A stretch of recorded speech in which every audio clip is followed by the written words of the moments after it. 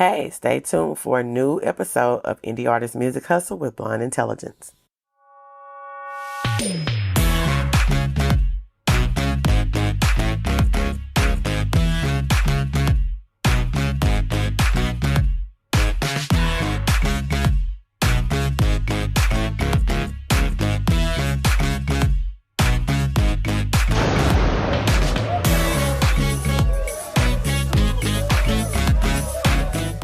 Welcome to this week's Indie Artist Music Hustle with Blind Intelligence.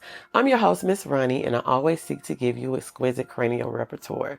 This week, I came across a couple of stories in music and entertainment news that I wanted to speak on. And one is the issue with Juvenile and the airlines, and the other one is supposedly Steve Harvey gave a subliminal, not so subliminal, I'm not unbothered response, presumably to Cat Williams. I want to speak a little bit on that. But I'm going to start out with Juvenile leaving a plane because they were trying to force him out of first class and he was on his way to do a show. And from my understanding, they really didn't have a good reason to, I guess, target him and ask him to move because I saw some of the footage. But normally they would, when you're on a plane and they have overbooked, they will offer like some flyer miles or you can fly free if you do this. They was just like basically trying to force him to coach without asking any other passenger on the flight that was in first class to move. So he chose to leave the airline, and I believe it was American Airlines. And I like the way he handled it because, like I said, it looked like he was targeted. And in the words of Cat Williams, sometimes you have to tell them no. No, it's not all right to be disrespected. No, it's not all right to be targeted. No, it's not all right to be told to move out of your seat. Didn't Rosa Parks already teach you that? So this put me at, I'm kind of like flabbergasted about it. There is no accountability or repercussions for the actions of TSA workers and airline staff. And in the entertainment industry, and even in the music industry, because everybody don't use tour buses all the time, flying is a major mode of transportation. And it's like people are targeted and treated any type of way. This man was on his way to make money doing music, and his money was affected by something that didn't even have anything to do with music. And I don't think that when people are booking and doing scheduling and putting together tours and everything, that it even crosses their mind about you might face some type of racism or discrimination and it will affect this money even though this has nothing to do with it. And I feel like that this can happen to any entertainer. And because it seems that when it's time for elections or wanting to reach masses of people, that the political figures can use music entities then and entertainment figures to get their message out. But what needs to be on the ballot is the treatment of people when they're going through TSA, when they're getting on these airlines, some accountability, because everybody that you probably invited to one of those campaign rallies is having to travel in some type of, in one way or another on a plane. I don't really know of too many celebrities or people in the industry that just refuses to fly. But I think that there needs to be something that's put on the ballot. Some accountability for the racism, the discrimination, and all those things, that horror stories that people have from riding on airplanes. Now, this next story, everyone has been speaking of, and it kind of like took people by surprise, probably even Steve himself. But Steve Harvey seemingly was talking shit about Cat Williams. And Cat Williams' response was an audio visual of a delusional person. But I feel like Steve was real out of place in this situation because he wasn't getting interviewed for how he felt about what Cat Williams said or how he felt about Cat Williams.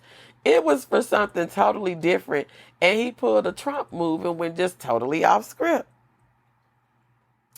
But I was looking at all the stories, the commentaries, the comments, the everything that people had to say. And there was like 3 reoccurring themes.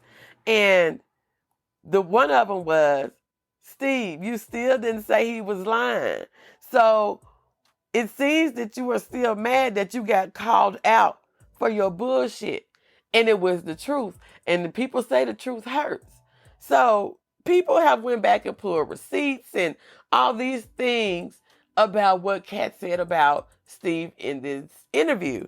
And even though Steve then went off on this little rant and what he'll do, he still did not say that Kat was lying. Steve, it would help your cause if you could even debunk anything, but being mad and not being able to tell why you're mad. Why are you mad, Steve? Is it because he embarrassed you? I can see that. I could honor your feelings on that. But you keep saying that you're unbothered, but you're saying something months and months later. The second thing was too little too late. You see, you had time to respond when it happened. Why now? Why did you think that the platform that you was on at that particular moment was the best time to give a response to something that happened 8 months ago? Why now did you feel that that was an opportunity? The third thing was that people were saying was, Steve, I thought that you were unbothered. And I kind of laughed because I thought about the Omarion situation when he said that he was unbothered. And we don't know if he was truly unbothered or not, but it made me think about that. According to Oxford Languages, unbothered is an adjective that means showing or feeling a lack of concern about or interest in something or someone. So, if you're unbothered, it does not matter what Kat said. If you're unbothered, it does not matter if you give a response or not. If you're unbothered, you still wouldn't have feelings about it 8 months later unless they are unresolved feelings. So I'm going to say, Steve, cut the bullshit because you are showing bothered, baby. You are showing that you are bothered.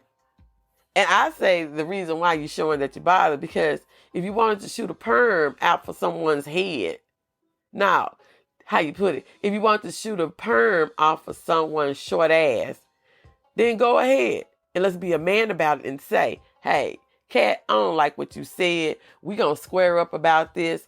I'm not gonna be talking about I'm 70 years old and I can throw slow hands at you and everything.